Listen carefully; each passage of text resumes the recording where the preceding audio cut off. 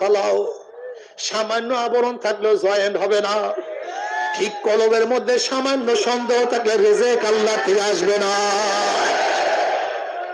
এটা মনে রাখতে হবে। আমাদের বিশ্বাস মানে আবরণ যুক্ত বিশ্বাস, আবরণ যুক্ত বিশ্বাস।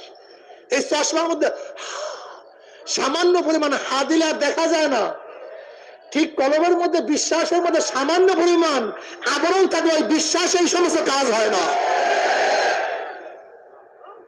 খালিদ বিন ওয়ালিদ রাদিয়াল্লাহু তাআলার কাছে এক খ্রিস্টান বলল, মারে কে? কল আল্লাহ। বাসায় কে? কল আল্লাহ। কলে বিষ খাও। খালিদ বিন ওয়ালিদ রাদিয়াল্লাহু তাআলা বিসমিল্লাহির রহমানির বলিয়া বিষ খাইয়া ফেলাইছে, মারতে পারে নাই। কারণটা কি? বিশ্বাসের মধ্যে কোনো ত্রুটি ছিল না। কিন্তু আমরা কেন মরি? আমাদের বিশ্বাসের মধ্যে ত্রুটি। কিন্তু খবরদার বিষ খাইয়েন না। জালিকা ফাদলুল্লাহ ইউতি মাইয়াশা।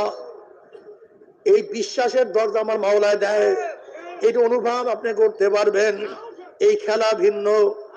এ আমার মুসলমান বাবারা, মুমিন বাবারা, যারা আমার আল্লাহকে বিশ্বাস করো যে এর পরও এক জিন্দেগি আছে, এর পরও এক ঘটনা ঘটবে, এর পরেও এক ঘটনা ঘটবে। আমি তাদের কাছে বয়ান করি, ওয়াল তানজুর নাফসুম মা কদ্দামাত লিগাদিন ওয়াত্তাকুল্লাহ। সেই কবরের জন্য কি প্রেরণ করছো, সেই কিয়ামতের ময়দানের জন্য কি পাঠাইছো। হে চরমনায় মুজাহিদরা, মুসলমান হতাশ হয় না। মুসলমানের হতাশা বলতে কিছু নাই। আমরা কখনো হতাশ হই না। চরমনায় একটা দাওয়াতি কাফেলা, দাওয়াত দিতে থাকো। নিজে ভালো হও, আর একজনকে ভালো করো। নিজে নামাজ পড়ো, আর একজনকে নামাজ পড়াও। নিজে চোখে পানি আনো, আর এক ভাইকেও দাওয়াত দিয়ে চোখে পানি যেখানে আছে সেখানে নিয়ে যাও। কু আনফুসাকুম ওয়া আহলিকুম নারা। নিজে বাঁচো, ভাইকে বাঁচাও, বাবাকে বাঁচাও, বন্ধুকে বাঁচাও। তুমি কি দেখো না আবু তলেব, খাজা আবু তলেব ঈমান নিয়ে যাইতে পারে নাই, কিন্তু আমার নবীর মধ্যে কত ব্যথা। বারবার তার জন্য ইস্তেগফার করতেছিলেন। আল্লাহ নিষেধ করছে, লাভ হবে না, কিন্তু মনের মধ্যে ব্যথা। ঠিক এক মুসলমান ভাই অন্য ভাইদের জন্য সব সময় মনের মধ্যে ব্যথা রাখো। আমার ভাই নামাজ পড়ে না কেন, আমার ভাই রোজা রাখে না কেন, আমার ভাই জিকির করে না কেন, আমার ভাই দিনের পথে থাকে না কেন।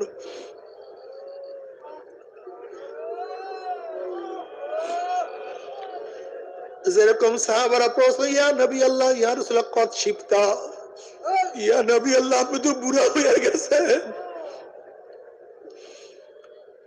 আপনার দাড়ি চুল তো সব পাকিয়া সাদা হয়ে গেছে, কেন আপনি অল্প বয়সে বুড়া হয়ে গেলেন? কেন অল্প বয়সে আপনার দাড়ি চুল পাকিয়া গেছে? নবী আলাইহিস সালাতু ওয়াস সালাম বললেন, সূরা ওয়াকিয়া,